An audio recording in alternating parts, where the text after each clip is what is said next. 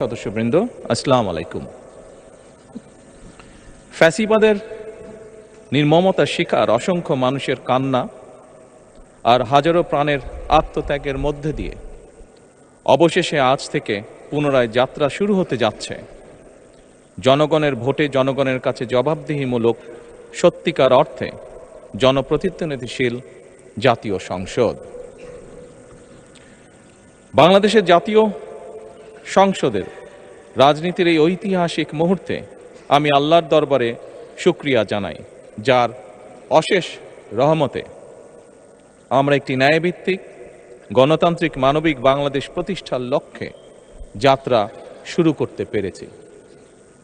1971 সালের স্বাধীনতা যুদ্ধের থেকে শুরু করে 2024 সালের দেশ এবং জনগণের স্বাধীনতা রক্ষার যুদ্ধ সহ এই পর্যন্ত দেশে গণতন্ত্র এবং মানুষের অধিকার প্রতিষ্ঠার সংগ্রামে যারা শহীদ হয়েছেন, ত্রয়োদশ জাতীয় সংসদ শুরুর এই যাত্রা লগ্নে আমি তাদেরকে কৃতজ্ঞতার সঙ্গে স্মরণ করছি। এই আন্দোলন সংগ্রামে যেসব মায়েরা তাদের সন্তান হারিয়েছেন, যেসব সন্তানেরা তাদের প্রিয়জন হারিয়েছেন, যেসব পরিবার তাদের সন্তান স্বজন হারিয়েছেন, যেসব আহত মানুষকে তাদের স্বাচ্ছন্দ্যে জীবন হারাতে হয়েছে, যেসব মানুষগুলো নির্যাতন, নিপীড়ন, রাজনৈতিক হয়রানি কিংবা মিথ্যে মামলা শিকার হয়ে সর্বস্ব হারিয়েছেন, আমি তাদের সকলের অবদানকেও কৃতজ্ঞতার সঙ্গে স্মরণ করছি।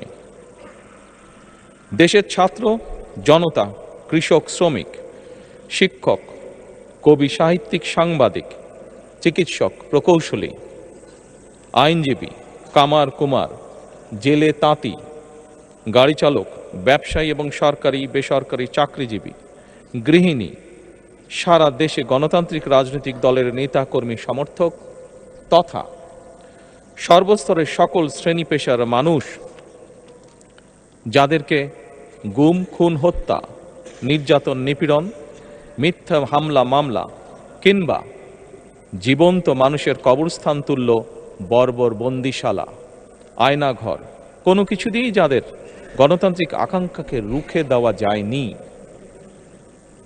যাদের সাহসী ভূমিকায় দেশে পুনরায় গণতন্ত্র ফিরে এসেছে, আমি ত্রয়োদশ জাতীয় সংসদের এই যাত্রা লগ্নে দেশের স্বাধীনতা প্রিয় গণতান্ত্রিক আমি বীর ছাত্র জনতাকে জানাই অভিনন্দন।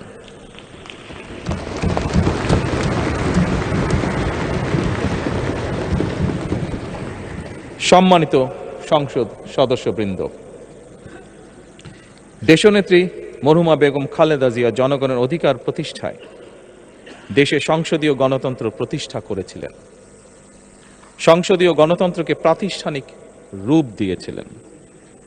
সেই গণতন্ত্রকে প্রহসনের রূপ দিয়ে জাতীয় সংসদকে হাস্যরসের খোরাকে পরিণত করা হয়েছিল।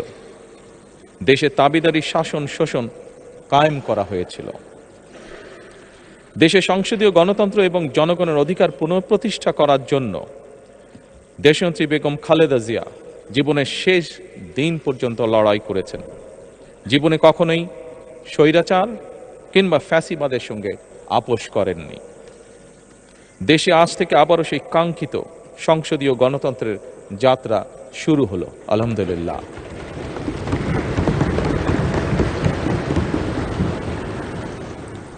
সংসদীয় রাজনীতি প্রতিষ্ঠাতা খালেদা জিয়া দেশ এবং জনগণের সাফল্যে এই শুভ মুহূর্তটি দেখে যেতে পারেননি। আজ তাই এই জাতীয় সংসদে দাঁড়িয়ে আমরা দেশ এবং জনগণের স্বার্থে আপসীর নেতৃত্ব, ব্যক্তিত্ব, স্মরণীয়, বরণীয়, অনুকরণীয় রাজনীতিবিদ মরহুমা খালেদা জিয়াকে গভীর শ্রদ্ধার সঙ্গে স্মরণ করছি।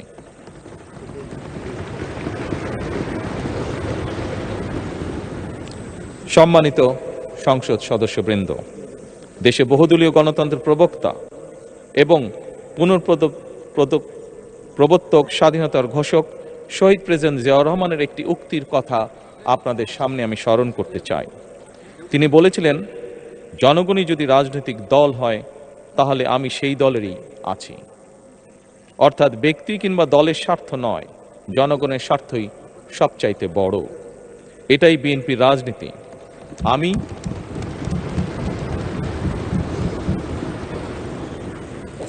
আমি প্রথমবারের মতন বাংলাদেশ জাতীয়তাবাদী দল বিএনপি থেকে জাতীয় সংসদ সদস্য নির্বাচিত হয়েছি। জাতীয় সংসদের সংসদীয় দলের নেতা নির্বাচিত হয়েছি। জাতীয় সংসদে দলের প্রতিনিধিত্ব করলেও প্রধানমন্ত্রী হিসাবে আমি এই জাতীয় সংসদে দেশের প্রতিনিধিত্ব করছি। দল, মত, ধর্ম, বর্ণ নির্বিশেষে দেশের জনগণের প্রতিনিধিত্ব করছি। আমার রাজনীতি দেশ এবং জনগণের স্বার্থ রক্ষা করার রাজনীতি। বিএনপির রাজনীতি জনগণের জীবন মান উন্নয়ন এবং স্বনির্ভর বাংলাদেশ গড়ার রাজনীতি। প্রতিটি পরিবারকে স্বনির্ভর করাই আমাদের রাজনীতির লক্ষ্য।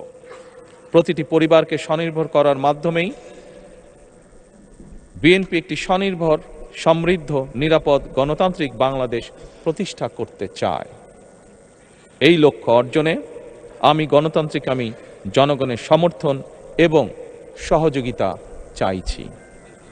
এই মহান জাতীয় সংসদে সকল দলের নির্বাচিত প্রতিজন সংসদ সদস্যের সমর্থন এবং সহযোগিতা আশা করছি।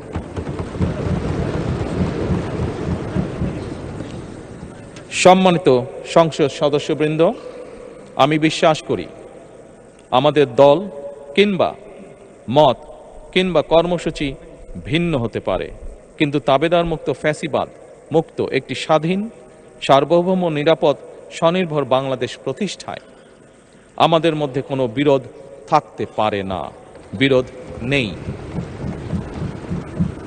জাতীয় সংসদকে জাতীয় কর্মকাণ্ডের কেন্দ্রবিন্দু না করে বিতাড়িত ফ্যাসিস্ট সরকার জাতীয় সংসদকে অকার্যকর করে ফেলেছিল। আমরা এই মহান জাতীয় সংসদকে সকল যুক্তি, তর্ক আর জাতীয় সমস্যা সমাধানের কেন্দ্রবিন্দুতে পরিণত করতে চাই। সম্মানিত সদস্যবৃন্দ, নতুন সংসদ যাত্রা শুরু করার সময় সংসদের সাবেক স্পিকার কিংবা ডেপুটি স্পিকার উপস্থিত থাকার কথা ছিল, কিন্তু পতিত, পরাজিত, বিতাড়িত ফ্যাসিস্ট সরকারের জনবিরোধী এবং গণবিরোধী কর্মকাণ্ডের ফলে যে জনরোষ তৈরি হয়েছিল তাতে এই মহান সংসদের সাবেক স্পিকার বা ডেপুটি স্পিকারকে খুঁজে পাওয়া যায়নি। তাদের কেউ কারাগারে, কেউ নিখোঁজ কিংবা কেউ পলাতক। দীর্ঘ ১.৫ দশকের ফ্যাসিবাদী এবং তাবেদারি শাসন শোষণের পর জনগণের ভোটে নির্বাচিত প্রতিনিধিদের নিয়ে আজ আমাদের এক বিশেষ পরিস্থিতিতে জাতীয় সংসদের কার্যক্রম শুরু হতে যাচ্ছে। এমন পরিস্থিতিতে আমরা সংবিধান এবং সংসদের কার্যপ্রণালী বিধির বিধান অনুসরণ পূর্বক ত্রয়োদশ জাতীয় সংসদে সভাপতিত্ব করার জন্য আজ আমি প্রবীণ রাজনীতিবিদ এবং 5 বারের মতন নির্বাচিত জাতীয় সংসদ সদস্য জনাব ডক্টর খন্দকার মোশাররফ হোসেনের নাম প্রস্তাব করছি।